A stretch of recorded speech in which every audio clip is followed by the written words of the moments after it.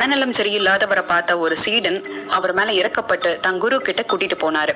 அவரை பார்த்த அந்த குரு அவரை அப்படியே ஓரமா அந்த மூலையில உட்கார விடுங்க, சாப்பாட்டையும் தண்ணியும் முன்னாடியே வச்சிருங்க, பசிச்சா அவரே எடுத்து சாப்பிட்டுக்குவாரு, யாரும் அவருக்கு எந்த உதவியும் செய்ய வேண்டாம், அவரை கண்டுக்கவும் வேண்டாம் அப்படின்னு சொல்லிட்டாரு.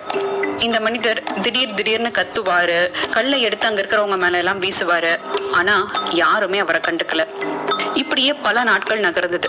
ஒரு நாள் அந்த மனிதர் அமைதியா இந்த குரு முன்னாடி வந்து, எனக்கு தியானம் கத்து தருவீங்களா அப்படின்னு கேட்டாராம்.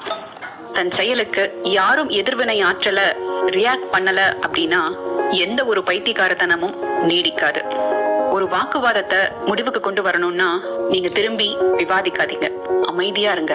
அந்த இன்னொரு நபர் தானா சரியாகுவாரு. அப்படி சரியாகலைனாலும் பரவாயில்ல, நீங்க சரியா இருப்பீங்க, உங்க மனநிலை சரியா இருக்கும். ரோட்